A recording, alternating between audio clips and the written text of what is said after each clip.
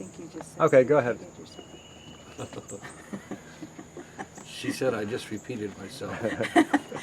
I'm sorry. A quick thing about Kathleen's birth. I went to the doctor for my checkup, and she was due in a couple weeks, and he said, "Oh, you're not ready yet, and the baby's small." And so I went home and started washing windows. And that night, we went to a nightclub in Plymouth called Loafy's to see one of our favorite singers, Mel Torme. So I had a big dinner, prime rib. In those days, you could drink. I think I had a little glass of wine or something too.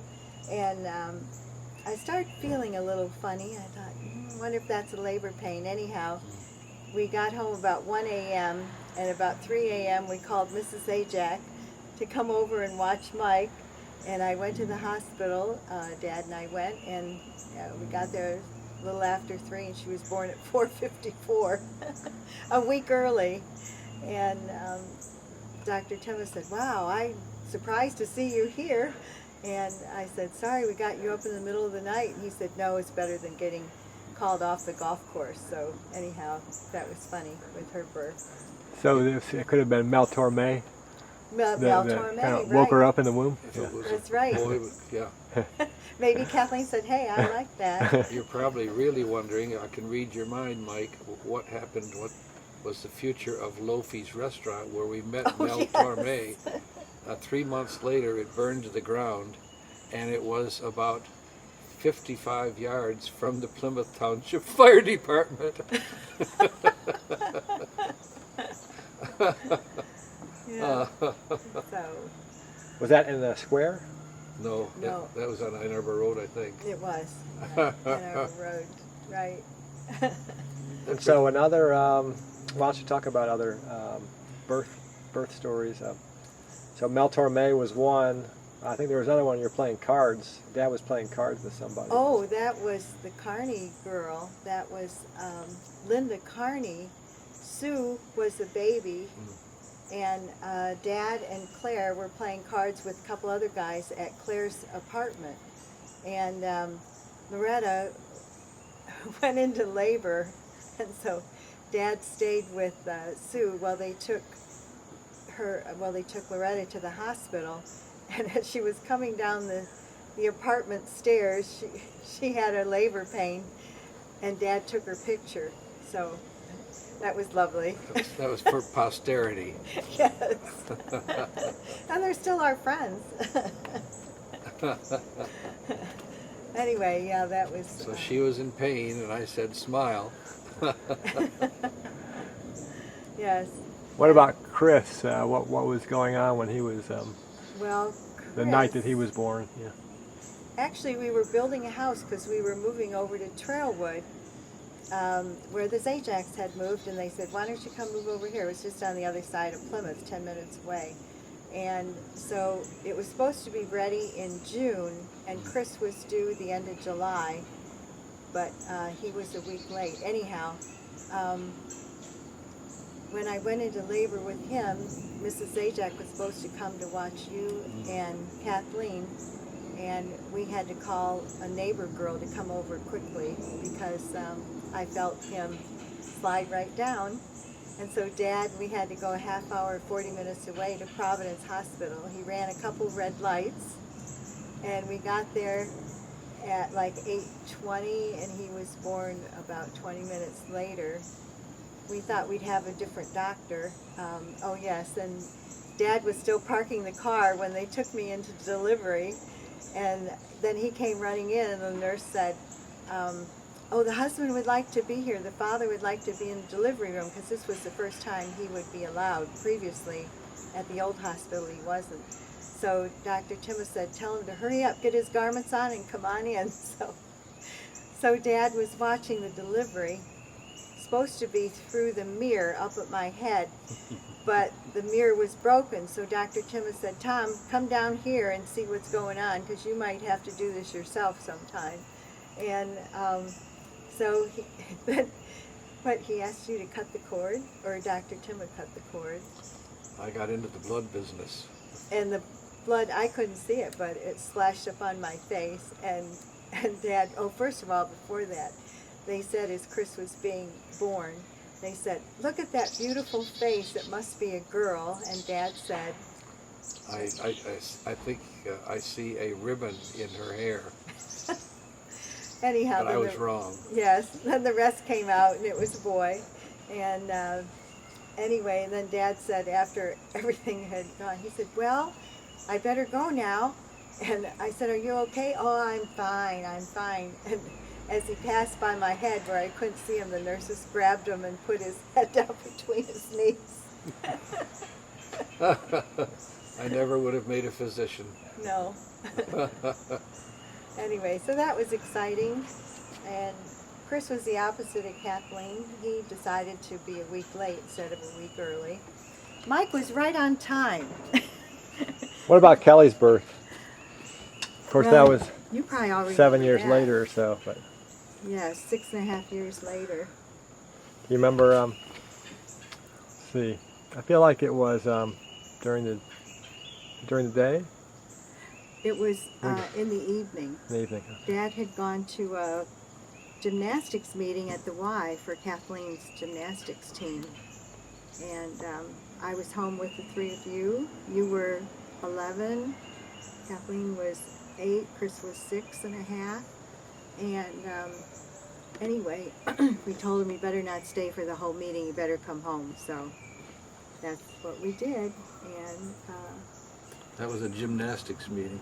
And again, I was think, jumping through hoops to get home on time. and again, Mrs. Zajac, did she come over and did she bring you back to her house? Do you remember that? I think she did. Yeah, I think we stayed at their house. I think you that did. night, yeah. Yes. And anyway, and I think I got to the hospital at like 8:30, and she was born like 9:54, a little before 10 o'clock.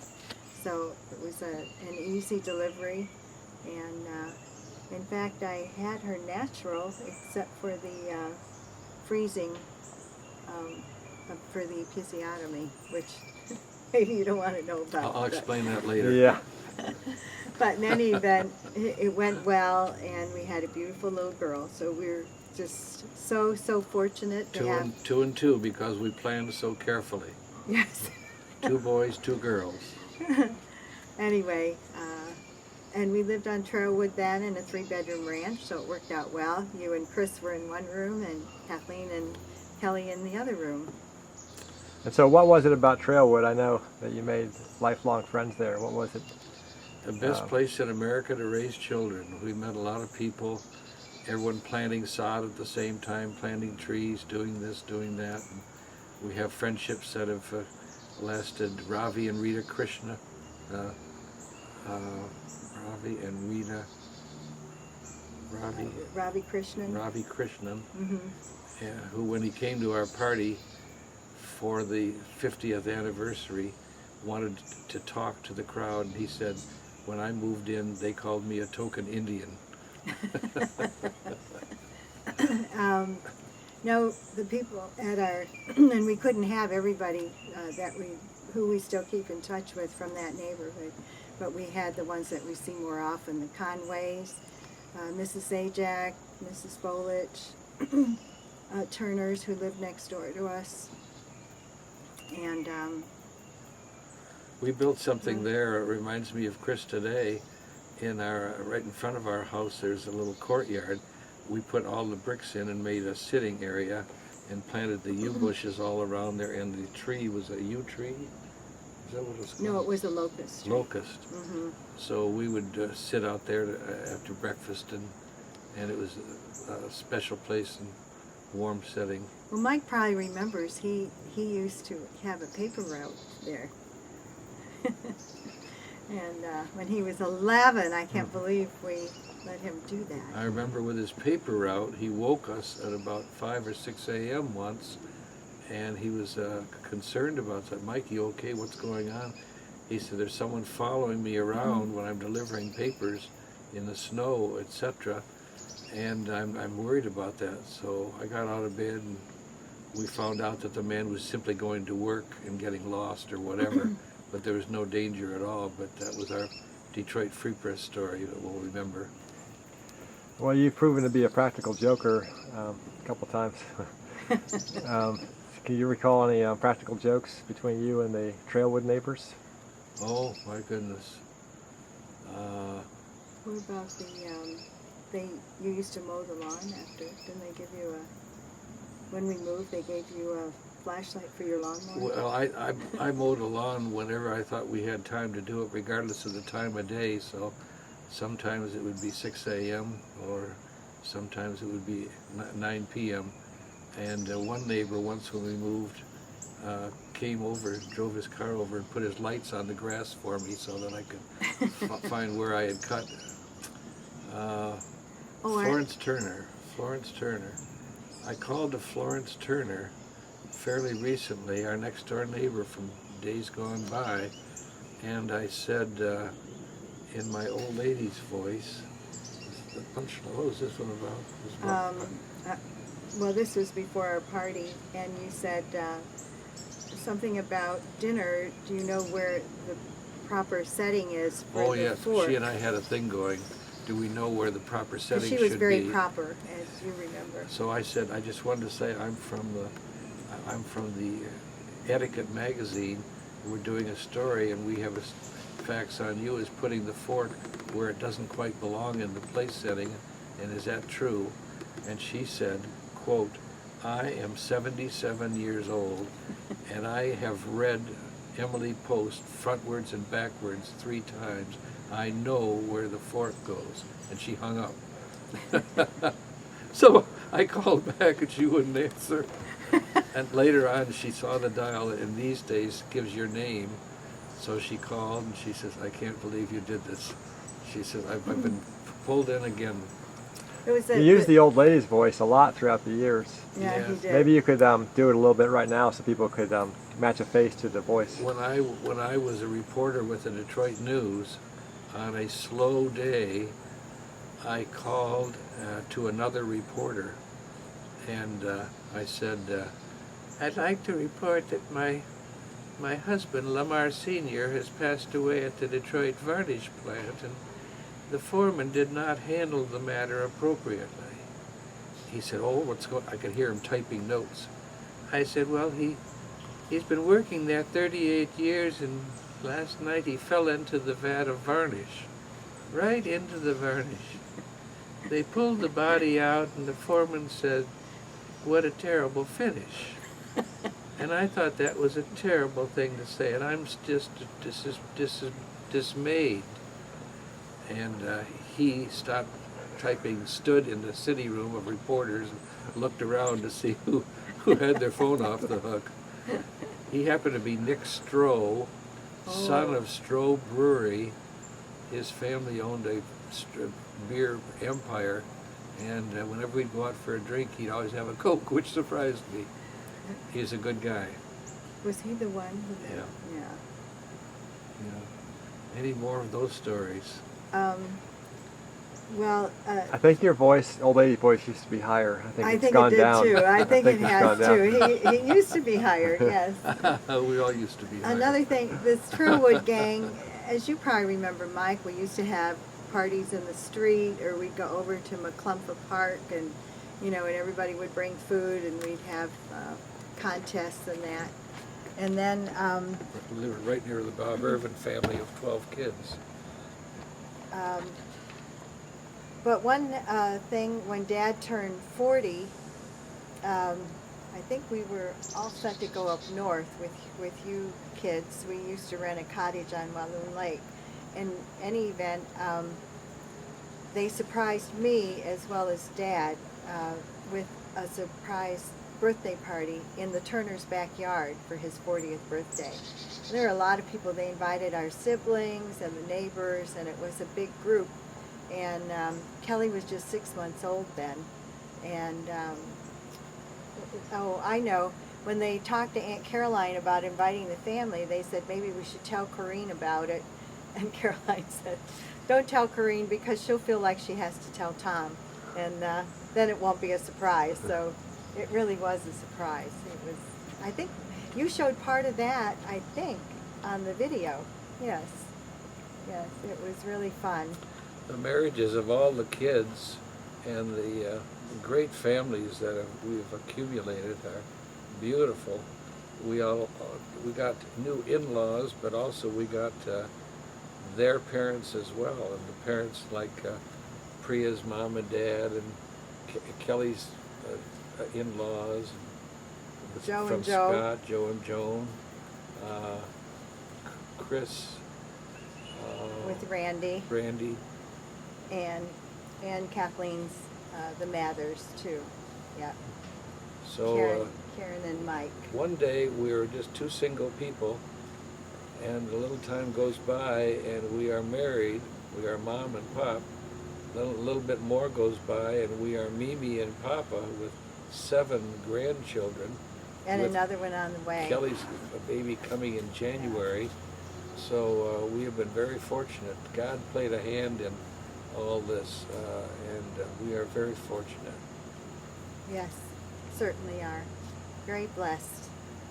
So, Well, as you became grandparents for the first time, I think with Ryan, yes, down to the most recent one with Rena, yes, and then somebody new coming this December yes, from Kelly. yes. How do you think you've changed as grandparents? I have to mention one minor point. We were in the waiting room after Ryan was born to Chris and Bryce, and the nurse came out to say that Chris could go back there, and she used the expression, "Mr. Boyle, is there a Mr. Boyle here?" And I started to stand up. And Chris says, "I'm Mr. Boyle." That was a jolt.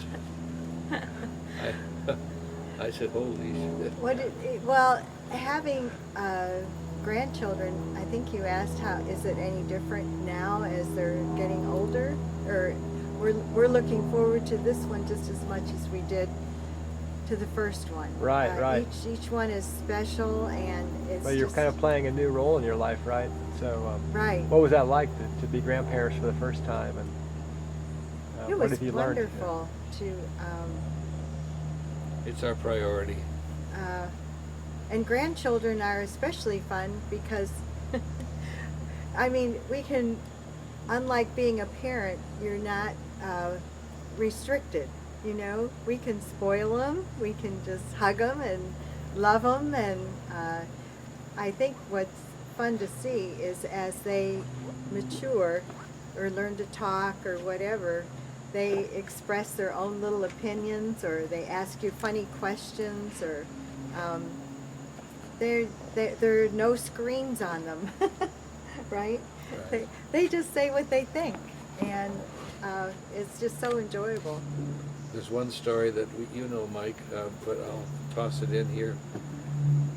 We went to visit Chris's home, and Elaine and Lisa, then about 6 and 5, showed up at the front door, and they said, "Papa, your hair needs combing. Please sit on the couch." So I went in and did as I was instructed. And Lane came over with a cup and a comb on this side. Lisa came over, a cup and a comb on this side. I said, "This is nice, but I'm getting all this water down my neck." And they said, "Papa, it's not water. It's Sprite from McDonald's." Do we have a story about Rena from last weekend babysitting? Outside of how quickly she's Oh, yes. speaking? Now I can't think of one off the top of my head, but she keeps us busy. We play the CD that has "Ring Around the Rosie" on, and we do that a few times until we're a little bit dizzy. And no, they're just so much fun. And of course, you guys had grandparents, but you only really knew because Dad's father had passed away in 1966 before you were born. So you just knew Grandma Boyle and my parents, Grandma and Grandpa Daly, and anyway, but we had so many family gatherings with Dad's siblings and my siblings, so we were always at somebody's house for holiday celebrations, or they were at our house. As so. we get older, I'm 75 now, Corinne is 61. Still 72. We are so pleased to see the way our kids and grandkids play together and socialize together. So as for the future, we are very comfortable. It's a loving family, and we are lucky. What about parenting from going back to when I was first born? What most surprised you about challenges or of being a parent for the first time? I guess you kind of had a warm up with the foster. We did, and that was children, really so, helpful because a lot of people are nervous with their first baby. Yeah. And also, Dad and I both had babysat for our nieces and nephews too. So 35 cents an hour. Today, $10. yeah, yes. But yes, it was very helpful to have this little guy. I think we called him Rodney. Rodney Malcolm Farquhar III or something. Dad made up a name for him. And before he was adopted. But yes, it was a good warm-up. And you were an easy baby too, so we were very fortunate. And you wouldn't remember, but you too wore a brace on your shoes, on your feet, for toe outs. You had to wear them so many hours a day, so when you took a nap, it would keep your feet straight so that you wouldn't toe out really far. My right toe is still a little bit out these days, so Is it really? yeah, so that's interesting. Yeah, it probably helped though. I'm sure it Yeah. helped. Chris had a problem. Chris, you broke his leg on the slide, didn't you? Oh, A snow slide? well, Mike might remember that when we went over to Edward Hines Drive with Mrs. Zajac and the boys and sledding, and we had a good snowstorm. And Mike was old enough to go down the slide by himself. He was like 6 or 7, and Chris was, I think, 18 months. So Mike went down by himself on a smaller sled, and I went down with Kathleen and Chris, and in front of me, and we were all holding on, and we hit a bump, and the sled kind of went flying, and I was trying to stop it with my foot, but then Chris fell off, and I think the runner bumped into his ankle. I don't think that works over there. Oh, okay. There's Just no inside. just inside. Okay, I'm gonna stop it now then.